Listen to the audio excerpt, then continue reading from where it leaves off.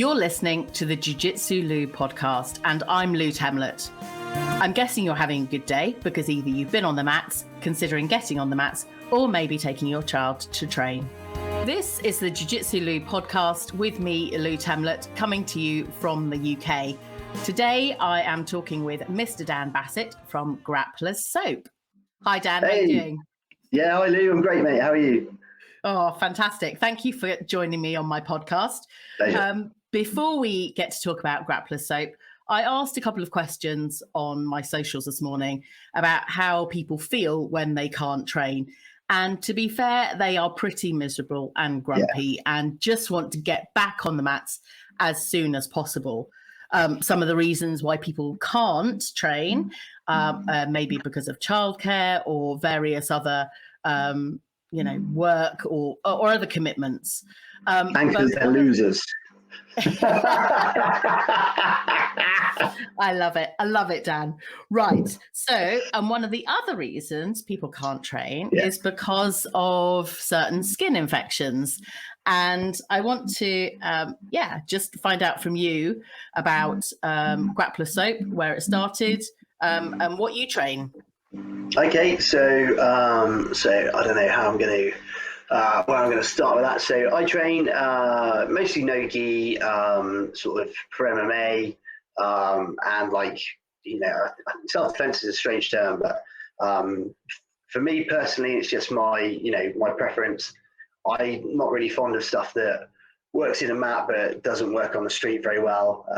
And because I got into jiu-jitsu through MMA, and the guys I train with, they're always fighting and stuff. So we're always kind of MMA based. So, I think it's more transferable to the street and real life scenarios and stuff. But also, you've got to be aware as well. It isn't, MMA isn't the street. There are still rules, and so you can't get too conditioned into thinking that you're just street fight ready all the time when you're conditioned to be in a dojo. So that's what I train.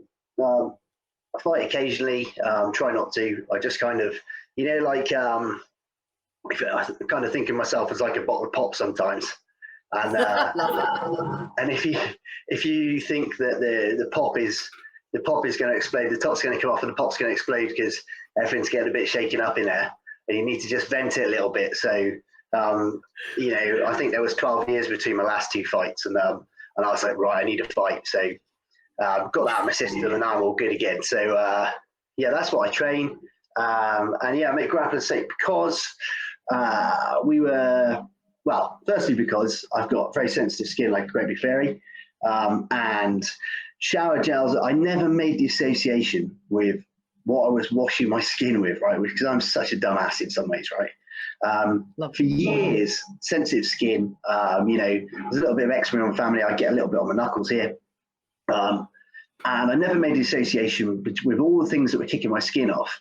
I could only use like a fairy non-bio or something like that. If I used any other washing detergent or fabric softener, I'd be itching. Certain fabrics would drive me crazy. And I never made the association until I was kept hearing about Defense Soap, which I will name because Defense Soap, although I'm not a massive fan of soap, obviously, they paved the way for like all these other soaps and stuff, and everybody knows about Defense Soap because Joe Rogan goes on about it all the time. So that was how I learned about it. I thought I want to try some of that because you say that it's really good for your skin. I had an idea of how it's going to look, how it's going to feel, how it's going to smell, and how it's going to feel on my skin. And disappointed would be a strong word, but I was underwhelmed. And then I started looking into it, and I was like, right, well, I reckon I could do better.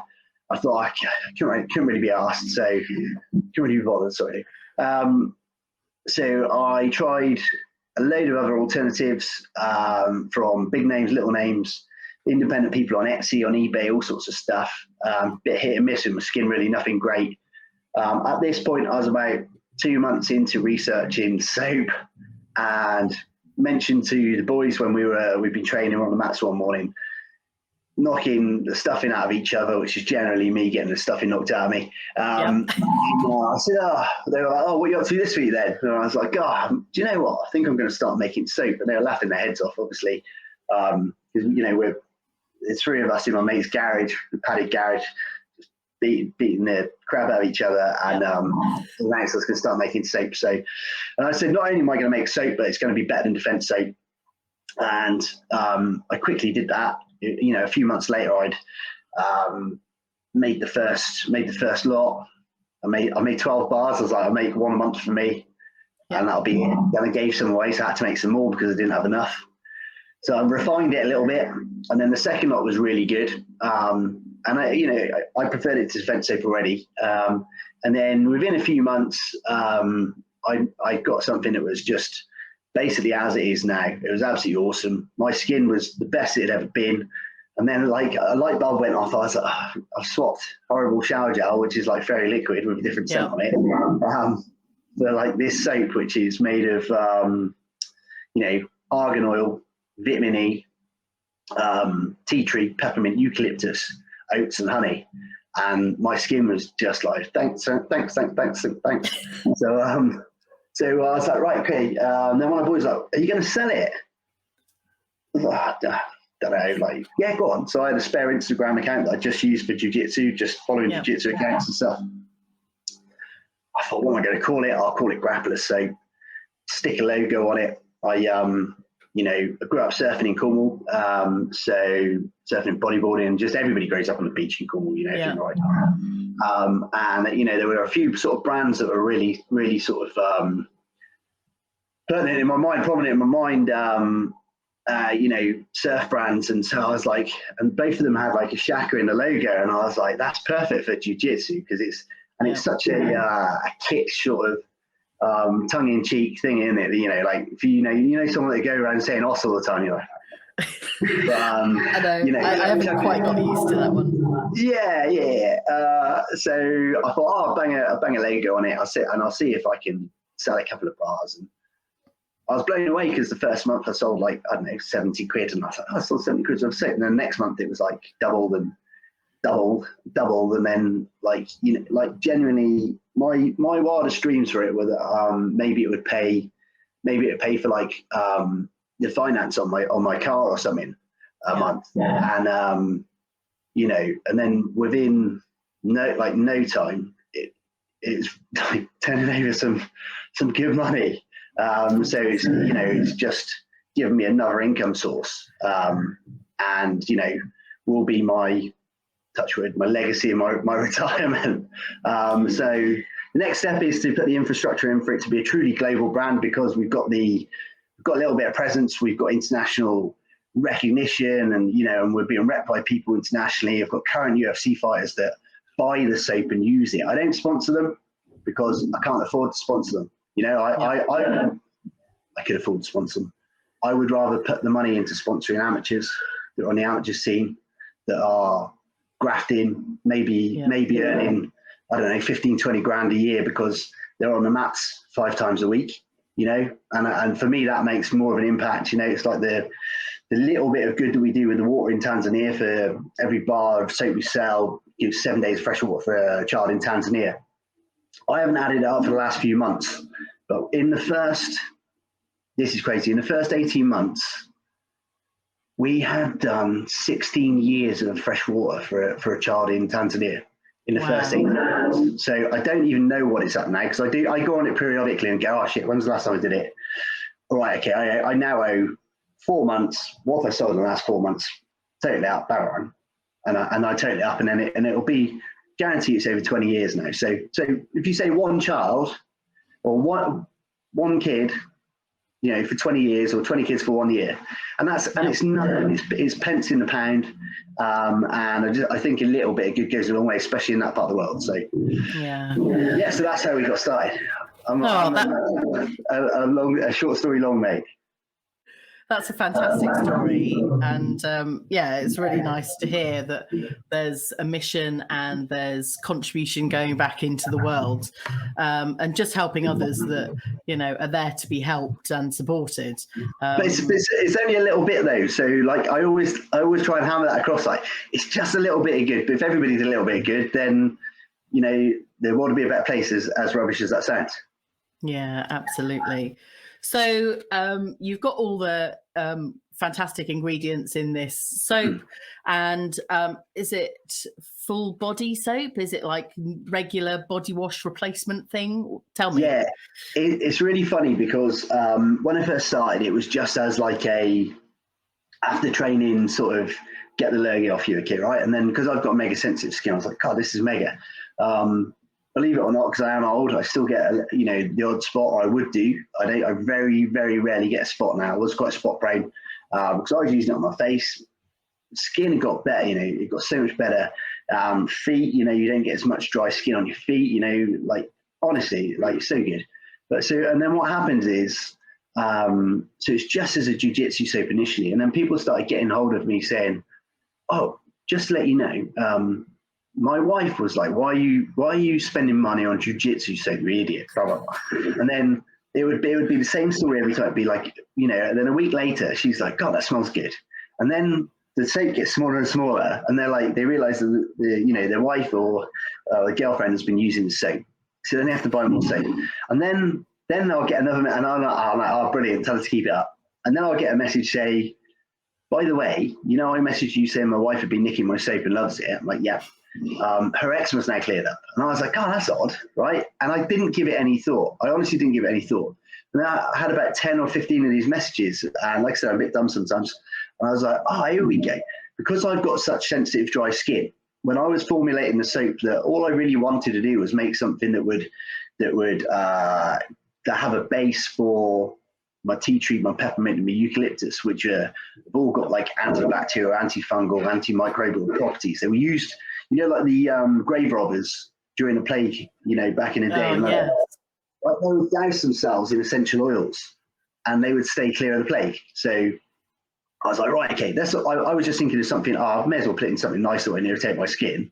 And it turns out that there's massive links between eczema and staph, because eczema is like a series of tiny open wounds. Okay, right? If you think about it objectively, that's what it is, and that's where the staph gets in. So people then messaging me saying, and I've gone about this all the time because I'm so proud of it. I've had so many people message me saying, look, I've got ringworm, I've got staph, I can't get rid of it. I've got staph that's resistant to steroid potions, I've got staph that's resistant to antibiotics. This is really my last sort of hope. I'm like, right, okay, hold on. Send them some soap. This sounds unbelievable. Guy Kashan Khan, he's called Kasha Crusher Khan. Fights on like Fight Star in London. He couldn't get rid of staph for 5 months. He was off the mats. He was, not loving it, because where your head goes when you can't train all the time. He's getting so frustrated. He bought some soap, and within, now I can't remember if it was 3 or 4. I'm going to say 4 to be on the safe side, because it still sounds unbelievable. Within 4 days, his staph and his eczema both cleared up, went away. Then he was cleared. He's back on the mats. He's back fighting. 3 months later, he won the title fighting for that organization. Wow. And that's not an isolated case. I've got customers now that have been my customers for 18 months or so, a year, 18 months. And they couldn't stay clear of staph for more than 3 weeks at a time, a month at a time. And same with ringworm as well. I use the two interchangeably, because not that they're the same thing, but it's the same story with both these things in my customers. So so it's super cool for me to be someone that loves grappling. I like to refer to it as grappling, because if you say jiu-jitsu, some people call, are you talking about like Gracie jiu-jitsu, or are you talking about the sport or whatever? I don't know. Whatever, like, because it's all the same. It's all different flavors of the same thing that we love it. It's super cool to be part of the furniture for people that are growing up now in jiu-jitsu. It doesn't matter if I packed up now tomorrow and say one of my kids is talking to someone in 20 years time. If I died right now, if I died tomorrow, if I do, please don't. If I died tomorrow and it all goes Pete Tong, in 20 years time, one of my daughters might be speaking to someone who does jiu-jitsu, and and they say, oh, you're Miss Bass's Grappler set, because now everybody knows who we are, and that's such a crazy thing for me, because I'm, from beautiful Cornwall in the arse end of nowhere. We do a bit. I go to class. I do a bit of jiu-jitsu. I've done a bit of MMA. No one knows who I am as a fighter or a jiu-jitsu guy. but the brand is there, and we're part of the furniture now. So, and we, the style of people always comment on our social media and stuff, and the way we post and the way our branding is. I was inspired by like the counterculture of surf and skate brands. You had all these skate brands in like the 60s, 70s or whatever it was, 80s, 90s. That skate brands got big, and then all of a sudden they had these pro skaters, and then the pro skaters were like, why are we slaving away for this company? And then they all started their own skate companies, didn't they? And they're with the Gonzo sort of videos and stuff, and that's how I think we do stuff in that style. That's what I was inspired by, and it's just easy to do, Yeah, it's good. I mean, it's great inspiration, and for people to think that they can start their own brands and just from an idea, solving their own problems, which is great. 100. And I like the I forget what the is it called Ikigai? Like when you get three Venn diagrams, the overlap. What the world needs, what your passion is, and what makes money, and where they overlap. It's like, get in there, so it's and if it doesn't make money, if you still love it that much, like blokes especially will have like these weird little hobbies, and I always think when you're like 15, 16, everybody's trying to be the same person, aren't they? They're trying to be that popular kid in school, because you watch the film and it's all the same kind of film, same kind of series. And you get older and you're like, it's cool to be uncool. So like we're all doing it as well. Like I just started doing Grappler soap bum bags, talking of uncool, right? Because what's cooler than being completely uncool and giving zero about it? Like, that's the coolest you can. I love it. Do you know what? I've still got my Nike bum bag from 30 years ago. There you go, mate. Retro, vintage now. It's vintage. Vintage, mate. Yeah, like myself. Yeah. This is the Jiu Jitsu Lou podcast with me, Lou Temlett, coming to you from the UK. And today I'm talking with Dan Bassett from Grappler Soap. When you want to stay clean, fight dirty with Grappler Soap. Yay!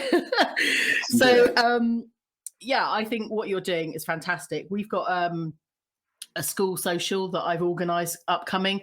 So I'm going to buy a crate of soap from you and give all of my fantastic fighting jiu-jitsu partners a bar of soap. So if they listen to this, they can find out that if they listen. If not, they all do. Put the soap in a sock. Okay, and if you do listen, then give me a nudge if I haven't given you the bar of soap. If you're at my jiu-jitsu school. I think what you're doing is fantastic, and it has a kind of an end mission. You started out solving your own problem, and actually, it's not just you that had that issue. Lots of people around the world, and I've seen that you're shipping out to America. I've seen some different bits and pieces on your socials, and you're ready to conquer the world. It seems we're almost ready, mate. We're ready. We can ship worldwide and stuff. It's not a problem. The track ship is just coming now. We're also now putting in little bits of infrastructure just to expedite that process, make it less painful for my dear wife that does all the shipping, because that's far too serious work for me to do. Like on the Good Ideas Club and the branding, and don't get me wrong, I make all the soap. Today I've made, I don't know, 500 bars of soap or something like that. Fantastic. But yeah, she does all that. So that's the next thing for us, because there's no reason why we are constrained to this small and mighty island, as fine as it is. Absolutely. Go out and be everywhere. Apart from maybe Australia, that just won't let my soap in. Will it not? No, I don't know why. I need to fly over there with it like sewn into my trousers like the Great Escape. No, I don't know what it is. Aussies, isn't it?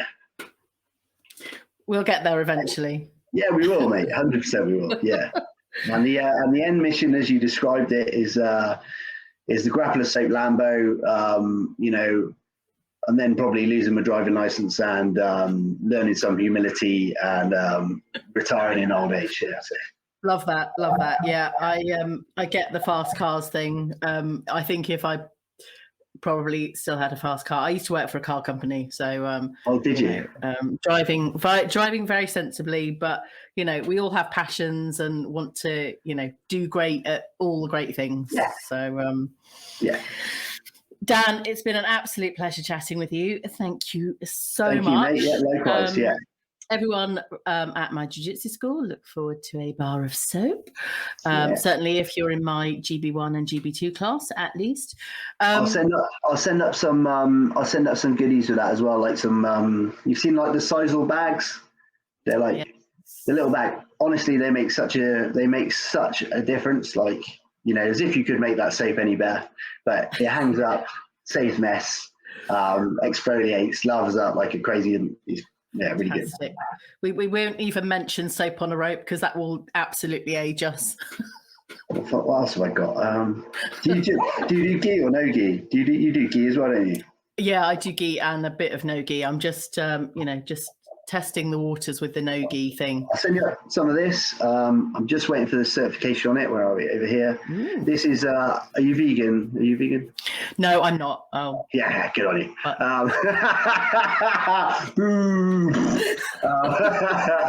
This is tallow, jojoba, witch hazel, tea tree, eucalyptus, peppermint balm, which you can use everywhere because it won't block your pores. It will clear up spots. Nice. It will get rid of nasty stuff. Along with the soap. I'm not sending you my pet bear, Wooly. You can keep that. Pet bear. I'll send up some. You do gi, so I'll send you up one of these gi patch. Very exciting. Very exciting. I've never been seen before, Lou. The new gi patches. Ooh. Do you know what? I'm going to get some Jiu Jitsu Lou podcast patches as well. So we'll do an exchange. We'll do an exchange, yeah. Look at that. Look how shiny that is. Oh, that's fantastic. Love it. Dan, thank you so much. Thanks for having me, mate. It's a pleasure. That's the end. Thank you. Look after yourself, and I'll be in touch. Thank you for your time. Everybody. Thank you, mate. Bye. Thank you, presence. I hope you enjoyed this episode as much as I did recording it. I look forward to having you listening in again for the next episode. And in the meantime, I'd love you to rate, review, and download this episode. Thanks again. Bye.